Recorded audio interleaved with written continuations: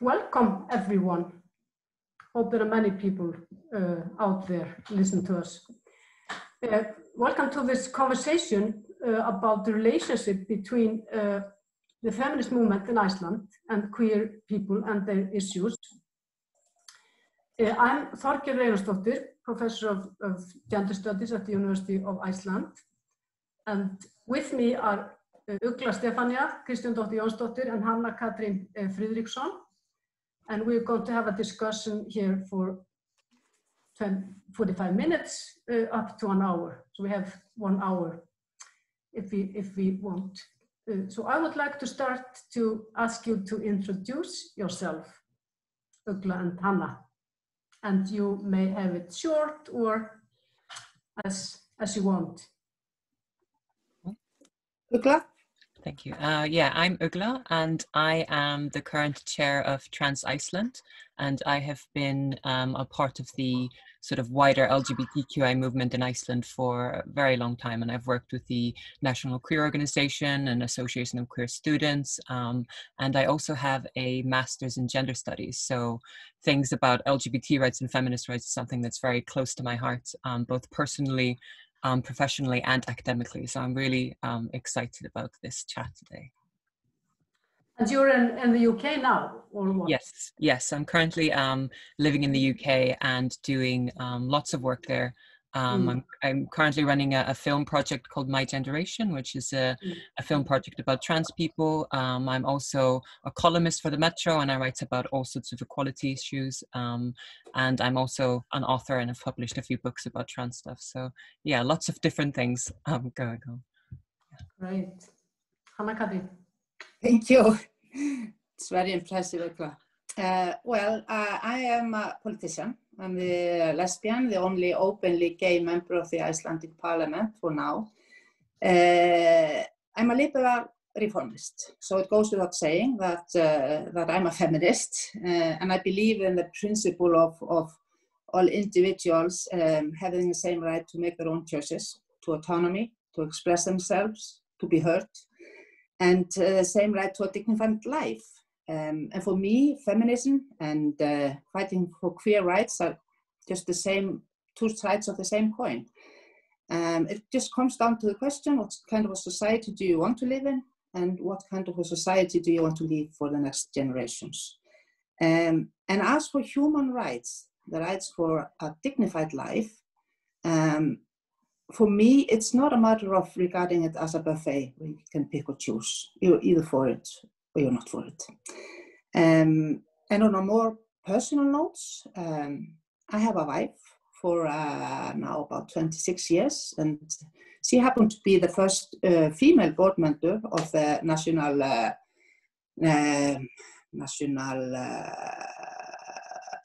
Queer Organization of Iceland, is the right phrase, back in 1982 or so. So this has been an interest and something that we have fought for a long time. And together we are mothers. We have 2 daughters that are twins that are now 19-year-old. So that's my background. That's my background. Great. I just want to say before we move on that this is a webinar, and I would like to ask you all participants out there to put your questions in the chat box or the Q&A box, so we can involve that in our discussion. So, just a very, very short introduction to the topic.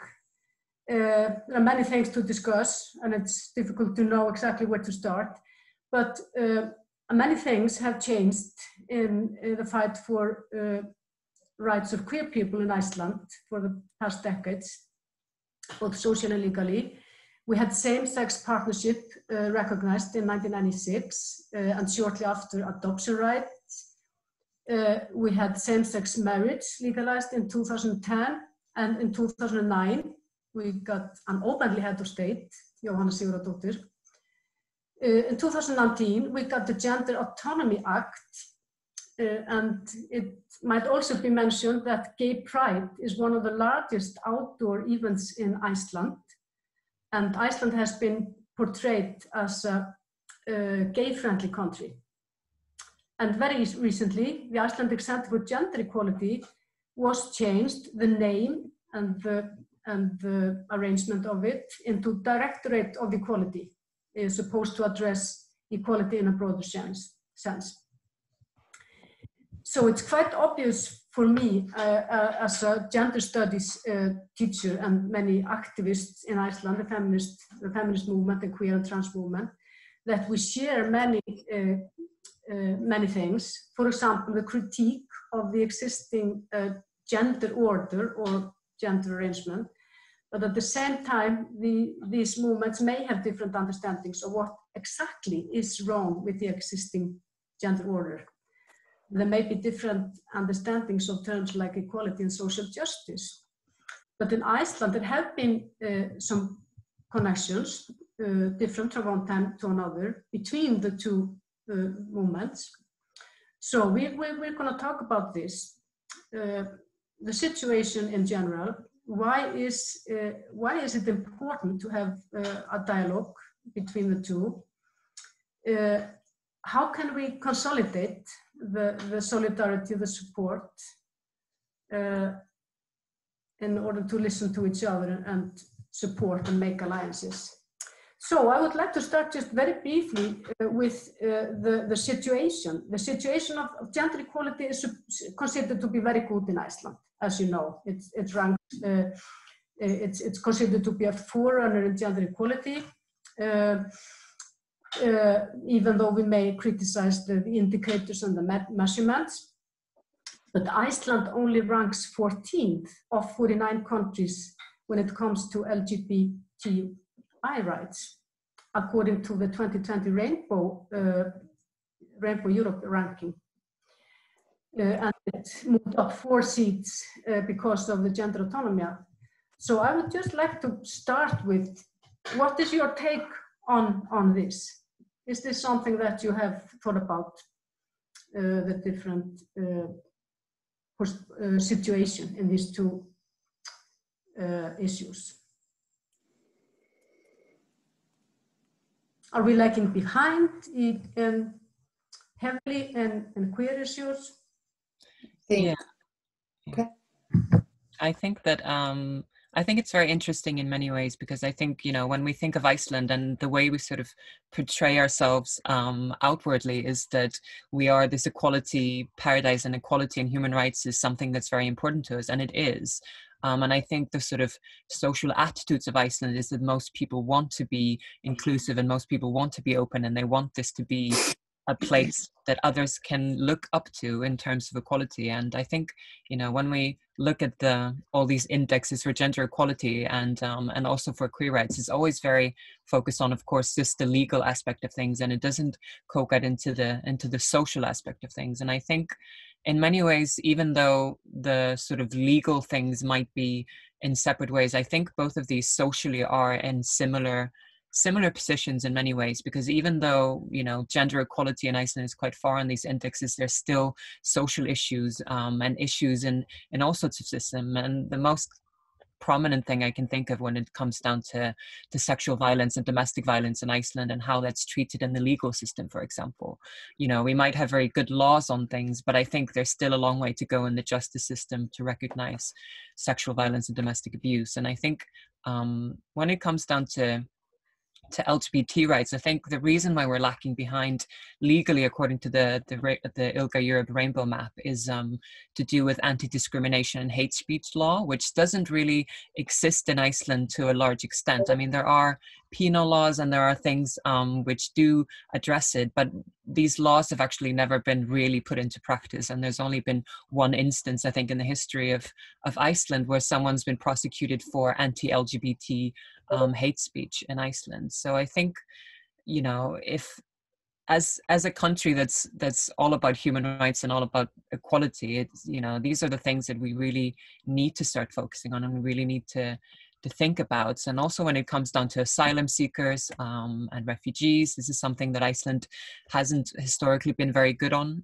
in many ways. And we're constantly seeing cases online where someone's being deported because of some, you know, technical weird reason, even after they've lived in the country for years. And, you know, there's all sorts of issues that are coming up. And this, I think, can't be disconnected from women's rights or from LGBT rights or anything, because as Hanna said, you know, human rights isn't just a buffet you can pick and choose from. Like, either you support everyone and we're all a part of this together, or we're not. And I think that sort of is the thing for me in terms of the feminist movement and LGBT rights. As someone who's openly identified as both a trans person and a feminist for a very long time, disconnecting these two things is impossible for me, because we're all fighting against the very same systems of oppression, or systems in society that's stopping people from being who they are, stopping people from having rights, or stopping people from being able to access things. So I think, you know, for me, when it comes down to gender, it's all the same thing. And I think we all have to be aware that, you know, you can't fight for equality for women if you're not fighting for all women, for example. And, you know, women is a huge group of different women from all places of life, and we need to be able to accommodate all of their needs, both socially and legally. And we all need to be able to address those things. And, you know, we all need to be able to know what's important to different groups of women. Of course, we can always speak from our personal experience, but we also need to be aware to give voices to those who are different to us, and we need to be able to try and understand their position. So yeah, I mean, I don't have a concrete answer on why it is the way it is, but I think, you know, Iceland has a long way to go, even if we've made huge progress, and there's lots of things to celebrate and be really positive about. But I think, you know, we also need to continue going and use that positivity and that solidarity to continue fighting on and making Iceland a better place for everyone. I absolutely agree there, and only to add maybe some thoughts. I think that one of the reasons for why we find ourselves lacking behind in legal matters with regards to queer rights is that I think that many of us have kind of been experiencing for a sense of false security. We have, and I think that has a lot to do with the cooperation with feminist movements. That we have had kind of a social acceptance with regards to queer rights and their lives in general for a long time here in Iceland. We started out late. It was in the 1980s. The life up to then was hellish here, like elsewhere. But after that, and you can actually see where the paths cross, the feminist movements and the queer movements. It kind of, the social acceptance was much stronger here and more widespread than elsewhere, even in our neighboring countries. And I think that for many of us, it gave us a kind of a false security. So we didn't really feel it when we started lagging behind in lawmaking. So when the map first came out, the rainbow map, it was for many kind of a shock. And we're working on that now. And as Ugla went through, I mean, this is something that we are working on, and it's just a matter of time, I think. But it's very important we do it now, because we see it in our countries in Europe, how things can shift so quickly. That if we don't have the legal grounds to stand on, that can hit us pretty hard, even though it's almost impossible to think that now. And just a small thing to remind us, that was a reminder for me that Alþingi, the parliament, is now working on its code of ethics. And there is an article there that stipulates that members of parliament shall not show indecent or respectful behavior towards other members, guests, anyone with whom they interact. And the list includes sexual or gender-based harassment, related to, and then there is a list. There is a gender, there is race, there is appearance, disability, or religion. That was it. Nothing about gender identity, gender expression, sexual orientation. And then I got it, and I said, you know, I realized this was missing, and I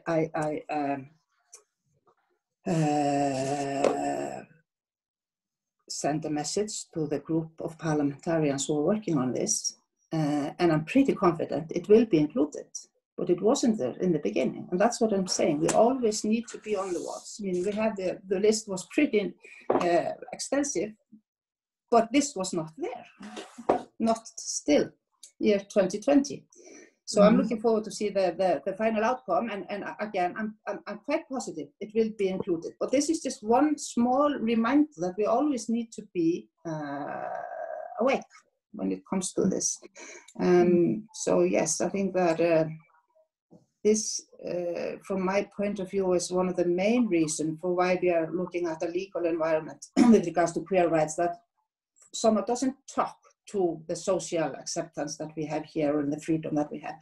And the good thing is that I think that, as Ugla said, and you also, Þorgerður, when you listed up those things that are now on the working list, that we will see this through in the months to come, hopefully. This is really interesting. This addresses what Ugla touched upon, the gap between the social issues or social queer issues as a social aspect and legal aspect, because this may not always be the same.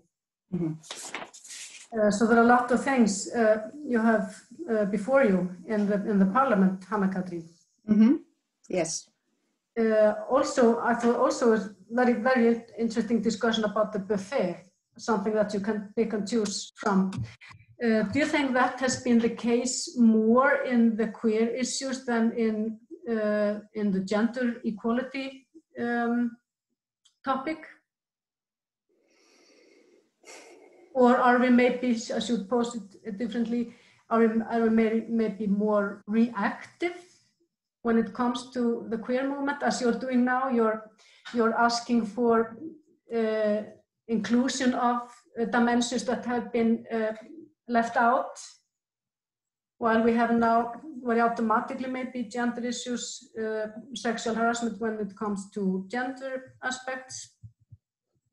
It's an excellent question. I think maybe the answer is, unfortunately, it's yes. And I think that phrases like, does it never end, when it comes to ways that people want to feel free to express themselves through gender, whatever way there is, just a full autonomy.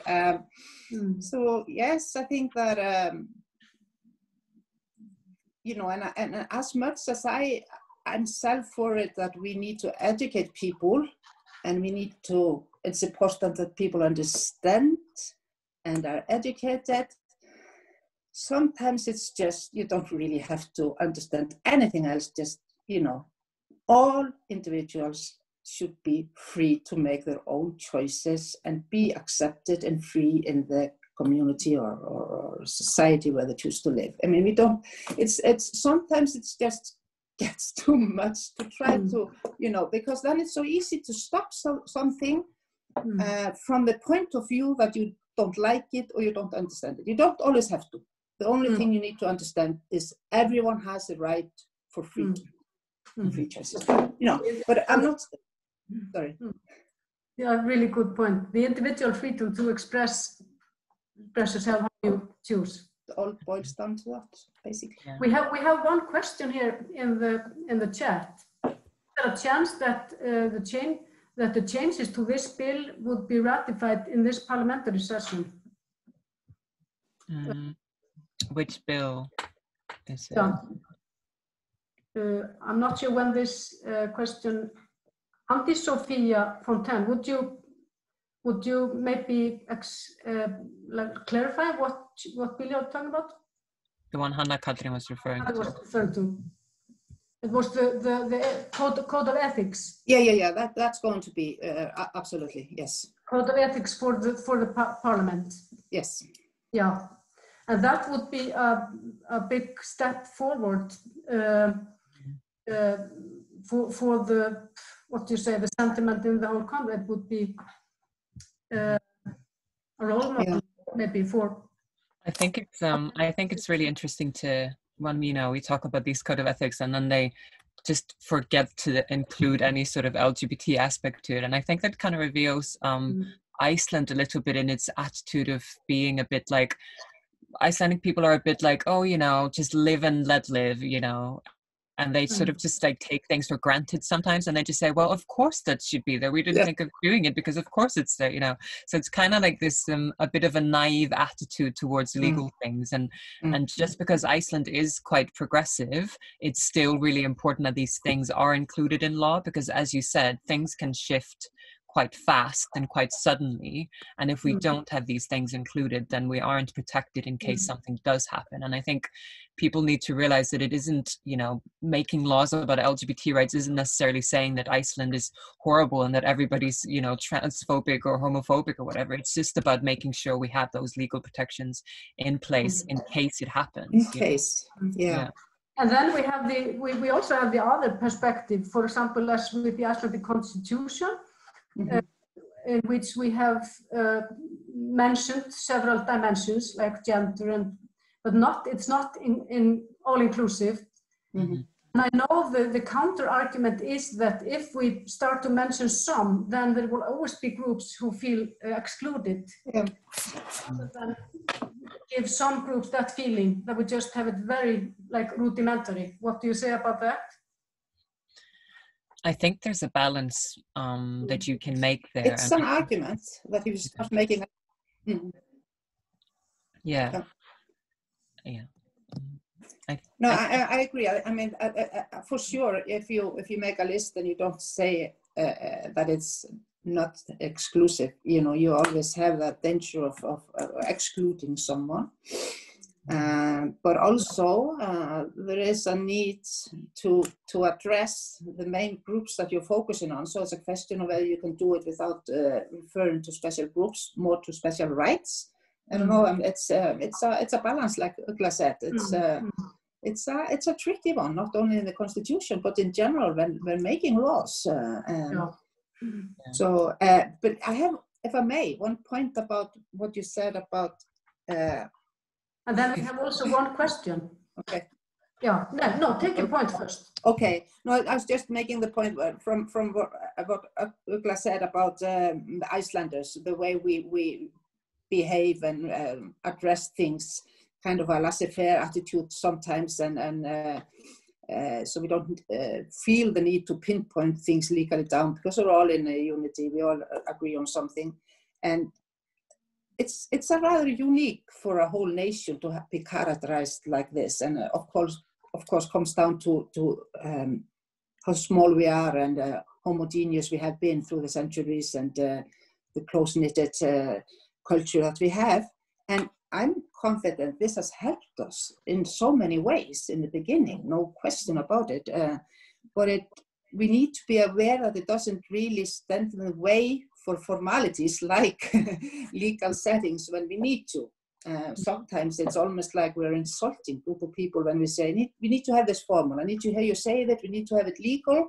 Sometimes people tend to take that as an accusation on something personal, and that is something that we need to grow out of.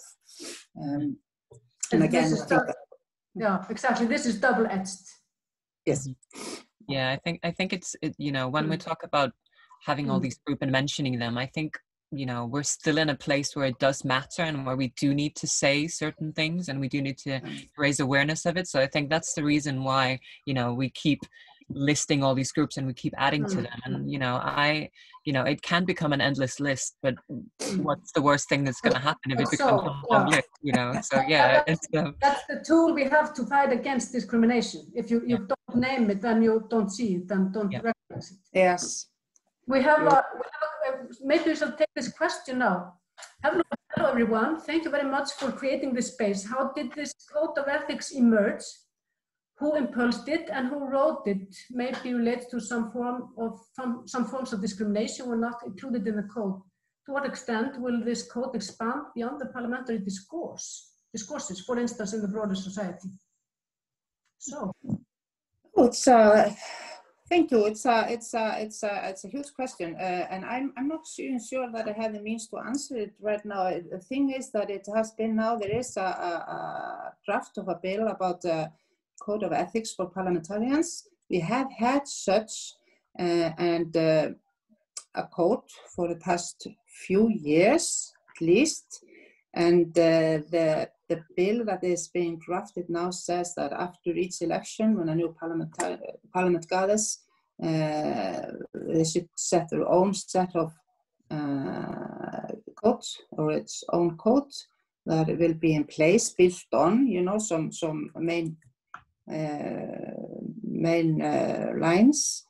And I have only seen the draft that I mentioned, that I criticized and added those things into, and there is a group of parliamentarians with external help that are advisors that are working on it now, and hopefully we see it by the end of this year go through the parliament. Yeah, this is what I know about this now. And the article I mentioned is only one of many. I mean, this is a huge, of course, list. We have another comment in the chat from Vima. Interesting. We can't do better because then we would need to do it in the future as well. I'm not exactly sure what you are commenting on. Forward. Yeah, I'm not sure what it means either. No. Maybe they can clarify. Yeah, we'll just move on until we get some. Okay, maybe. You wrote an article last year in The Guardian. Mm-hmm. This was a comment on the listing of basis. Yes. This was a comment on the listing of basis for discrimination. Exactly. If we start to do it, then we have to do it in the future as well, and always risk excluding someone. Mm. So this is a balance that has to be. Mm. Okay. Can you tell us about the article a little bit that you wrote last year, Ugla, in the Guardian? Yeah. So I wrote the article about how, when, you know, it was sort of about the connection between trans rights and the women's movement, and how this is all, you know, a big values that we share as a movement, both as a feminist movement and as a queer movement, that these things have to be intertwined. And when these two movements work together and support one another, when it comes down to legal progress, everybody wins, and how that's a really important point of solidarity for these movements. And this, I wrote the article because of the Gender Autonomy Act that was passed last year. And this law is quite significant in many ways, not just in Iceland, but also internationally, because there's a lot of talk about trans rights abroad and in many other countries. And Iceland passing this law was a good example of how to make steady progress, and how to actually make progress where everybody's involved, and that doesn't just affect trans people or intersex people, but affects other people in the community as well, and affects everyone really. And in this law, one of the changes was to change laws about names and gender, and how you can change your names in the National Registry, and how you can also change your gender. And previously, you had to get this approval from a specific trans team at the hospital, and they need to give you some sort of a diagnosis of gender dysphoria. But now this has been changed so that you just hand in a form on your own. And Iceland is quite specific on names, because most names in Iceland up until this law were female or male names, and there was only a handful of names which anyone could take. But with the law, all of this was abolished. So technically now anyone can be named any name in Iceland. And a really interesting example which happened as a result was there was a farmer who changed his name to sort of commemorate his grandmother.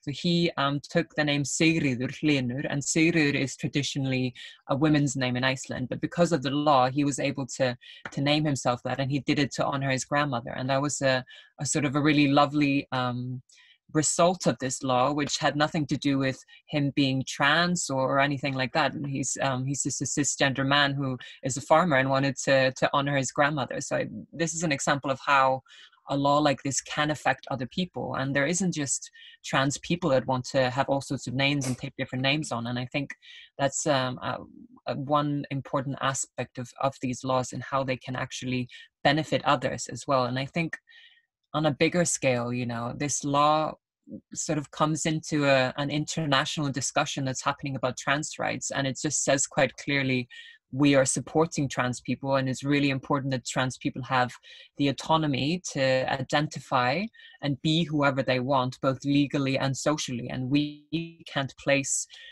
you know, we can't place rules and regulation about who can be this based on some arbitrary rules by a doctor or by someone who creates law. You know, people have to be able to choose for themselves, and they have to be able to be true to themselves, because the only person who can know who you truly are is yourself. And I think that's what the sort of law was pointing at.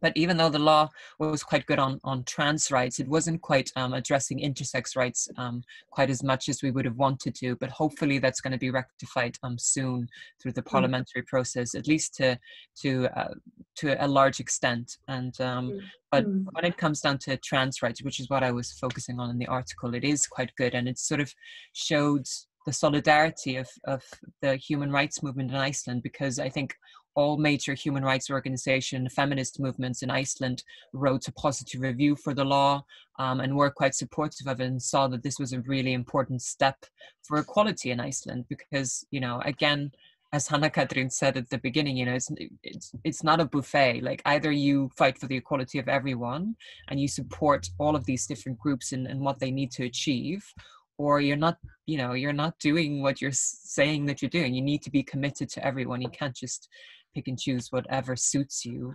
And I think that sort of reveals an interesting aspect of it. And I think we all need to be able to support things, even if we don't fully understand it. Again, as Hanna Katrín said, you know, you don't have to fully understand why someone is trans, and you don't have to be able to make a definition of why someone is trans and why that's justifiable. You know, people are trans, and that's a fact, and people are gay, and people are this and that, and that's just how it is. And we need to be able to accept people based on who they are, regardless of whether we fully understand it or whether we can put ourselves in their shoes. Because, for example, I can never truly understand what it's like to be a Black woman in Iceland, because I'm not Black, but I still fully support whatever Black women say that they need.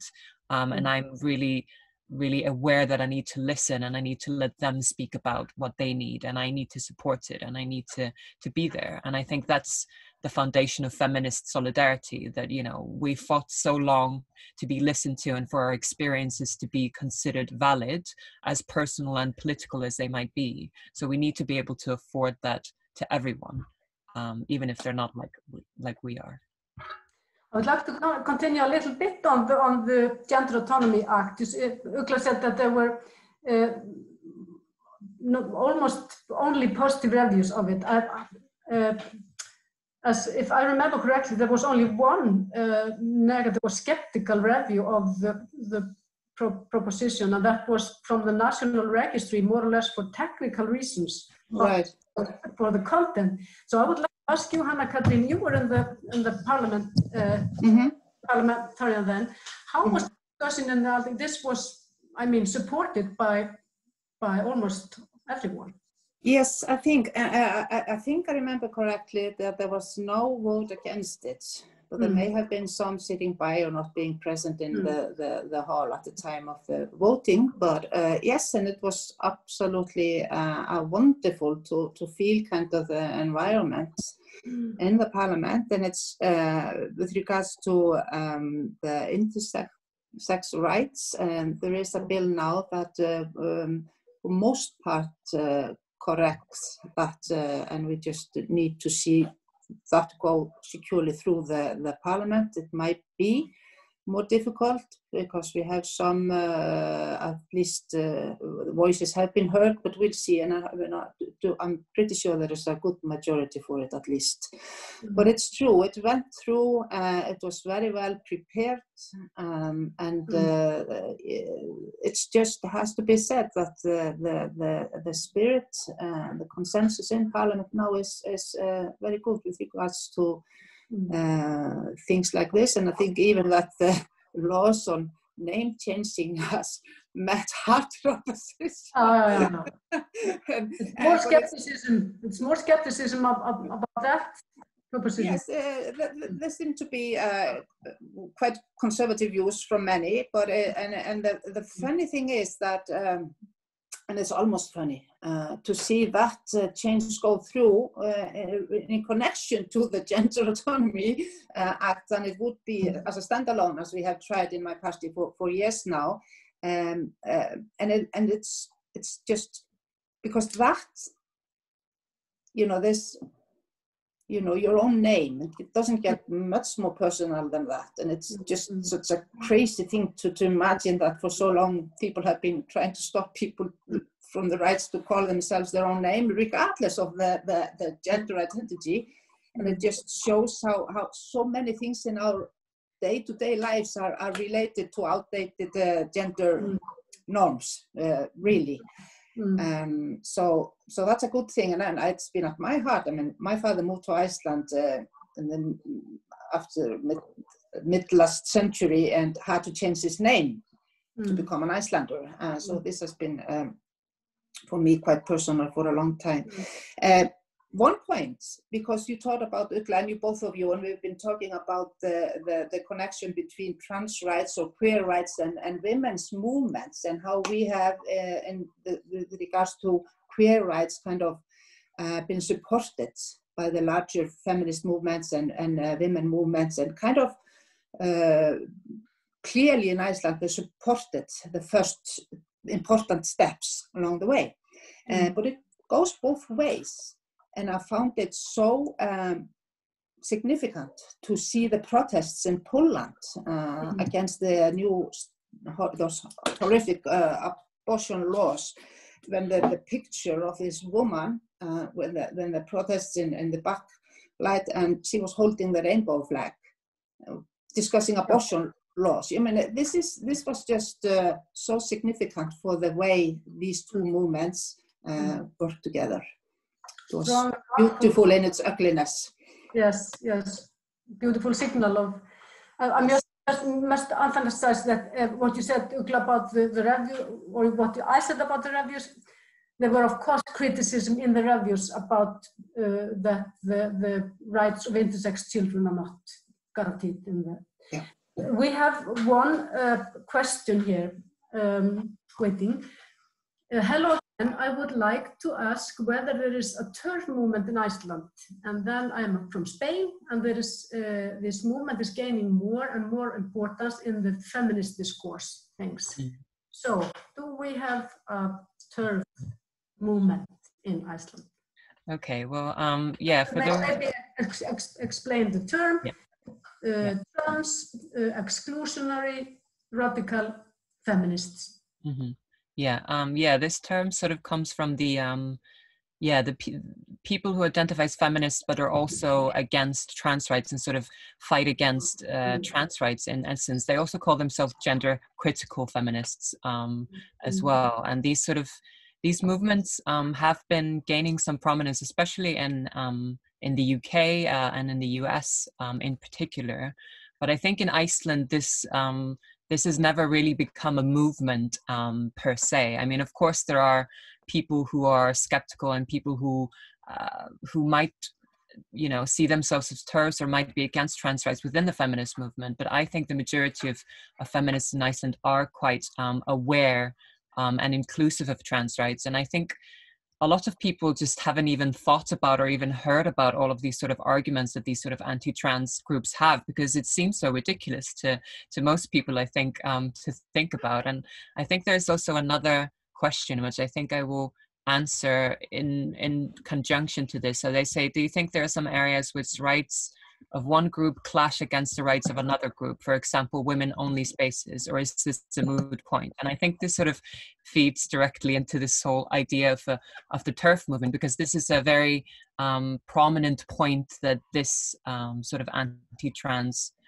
try to make, and they try to make it about women's spaces, and but I think it is a moot point, because trans women and trans people have been using gendered spaces for decades and decades and decades, and they use women's bathrooms and shelters and all of these things, and women's prisons and stuff, and they do so without trouble. And there isn't an issue, I think, in the larger picture that this is causing. And I think that's why in Iceland we just sort of don't even realize what the issue is, or what people are trying to create an issue, because it's never been an issue. And if we look at examples, and we look at research, and we look at practice, and we look at the real lives of real people, this isn't a concern that's happening. If this was really something that was occurring, and really something that continued happening, perhaps there would be a need to address it. But there isn't. We're always imagining some sort of worst case scenario that doesn't quite happen in real life. So I think that's why we in Iceland have been quite not necessarily naive, but this hasn't been something that's been discussed, because these sort of anti-trans sentiments haven't festered in the women's movement. And I say festered because I think it's a really, really bad thing for feminist movements to sort of delve into that. And the UK feminist movement is quite ridden with division because of this, and division that's being created out of problems that don't exist. And I think we've been fortunate enough in Iceland not to be going down that route in the same way. And I think that's one of the reasons we want to do events like this, and we want to discuss these things, because we want to show that solidarity is really, really important. And when these two movements work together, everybody's gaining and everybody's winning. And the feminist movement in Iceland and the queer movement have really benefited from working together in supporting each other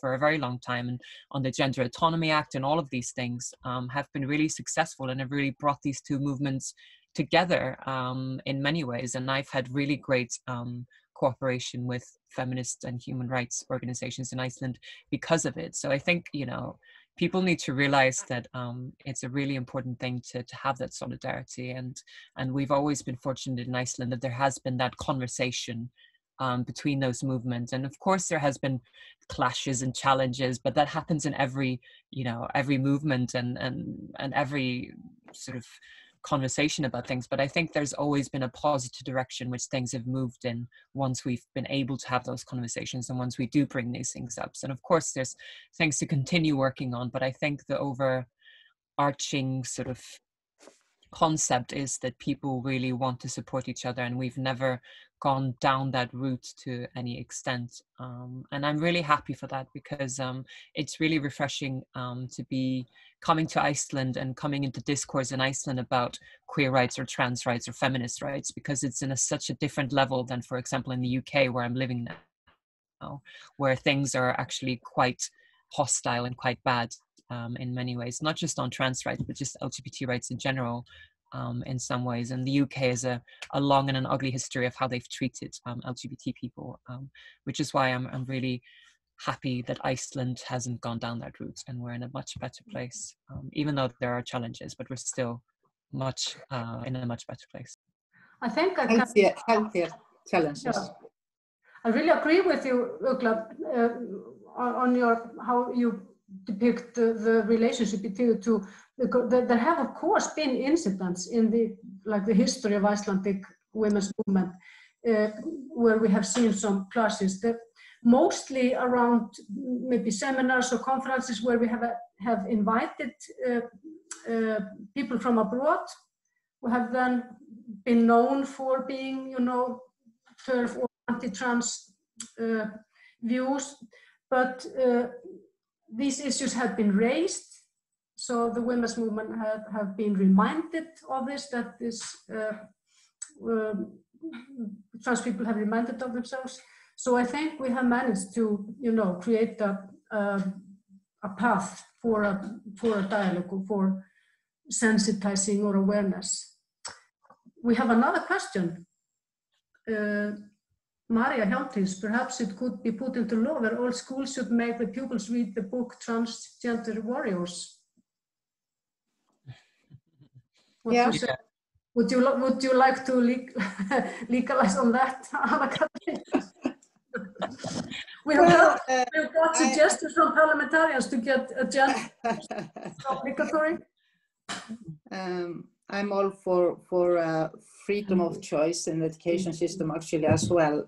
But I think for sure that this is something, and not necessarily only on transgender issues, but on those, again, individual choices, freedom of choices, freedom to express, freedom to be heard, you know, and this could definitely be included there. And I think that our scholars are very well aware of the importance of this. So definitely food for thought in encouraging this. If I may, just on this turf approach, I mean, Ugla is, for better and for worse, a specialist in the matter, being who she is, what she does, and where she lives, basically. So, but I mean, I've read about it and I've tried to be on point on this, but I don't really understand where you take the jump from being a feminist over to being a TERF. I just don't see the connection, for me, at least from my point of view, why I'm a feminist, where I came to be a feminist, what I want out of it. This just doesn't fit in the equation. And for me, those worries, these theories, and the way they look at things doesn't, as Ugla explained very well, it doesn't really affect us in real life, and that's where our focus should be. But for me, it's almost like a pandemic that's created in a laboratory. You know, it's just made up, you know, something, and it takes away effort and energy, and it's a sad development. Frankly, and I agree. It doesn't take. It's not seen or heard here in Iceland. Although I'm sure that there are individuals here, like elsewhere, hasn't gained any grounds, and it's not a part of the discussion that we are taking regularly on where we are and where we want to go. So, fortunately, it stays. Hopefully, it stays like that. We have a comment on this from Maiva. I totally agree to Ugla, as I know Women's Lib from Berlin 45 years ago. Women's Lib had integrated queer movement. They belong together. The question is why they divided. I hope this will not happen in Iceland.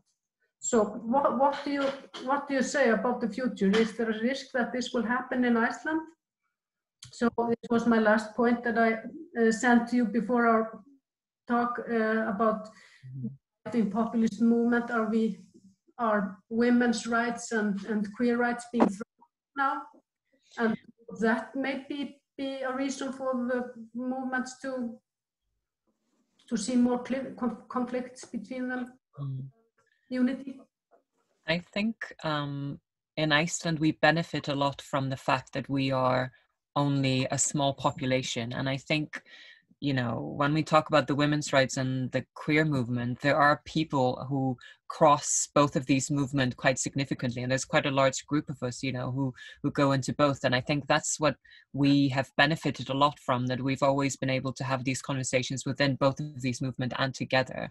And I think, you know, there is always the possibility that conflict will be created because the world is becoming quite divisive in many ways internationally. You know, we've seen this with world leaders coming into power that have created division everywhere in the world, really. So I think we need to be vigilant, and we need to be aware that even in Iceland, where we like to think that we are so progressive and so good, this could also happen. It only takes something sudden to happen, or some party to get into power, or something to happen, and then things can completely shift. And I think even in Iceland, and I think we have the possibility of not letting that happen. And I think we have quite strong foundation to fight against it in Iceland. And I think if we continue having these conversations and if we continue addressing these things before they become a problem and before they start to fester, and I think that's important, that Iceland realizes that we might not have the problem now, but we need to be able to address it, and we need to be able to have those conversations about what are these divisions and how we can prevent them. Because once it's started and once it's gone, it's much more difficult to fight against it and go back. And that's what's happened, for example, in the UK, is that this sort of anti-LGBT thing has been allowed to fester a lot and has been given lots of platform and lots of ground there. And that's why it's so difficult to fight against it and bring it back. And I think if we in Iceland can make sure it doesn't rise in the same way, we can prevent it. But we need to be aware, and we need to be on it, really. And we all need to work on it together.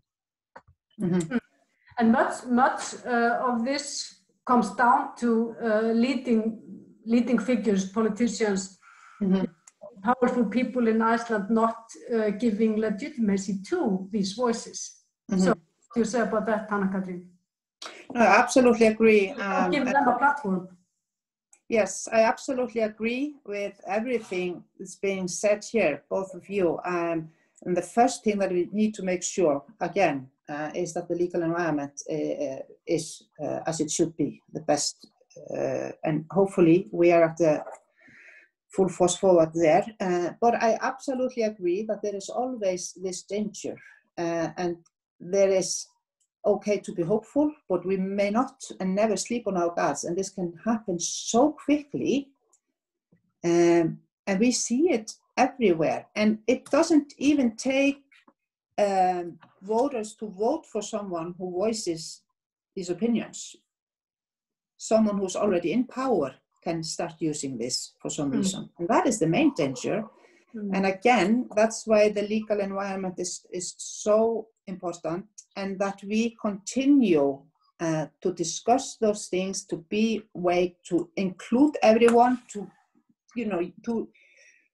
make sure that people, wherever they are in society, both public figures, powerful figures, but also the general public, are able to discuss these things and view their opinions as well. And I think also there that we benefit from the fact that we are such a small population, because not only do queer groups and feminist groups interact with women in both places, but also most families have a family member or a friend or a working buddy or someone.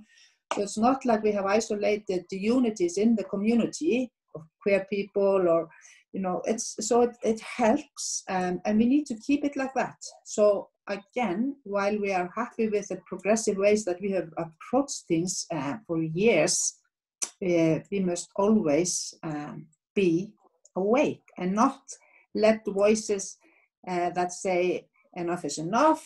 Can we now start talking about something else? Something like we sometimes hear.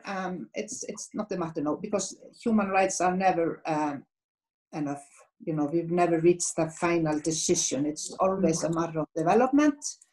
And let's not forget that it's often the latest rights that kick in that are the first to be erased again if the tide turns. So that is a warning for all of us.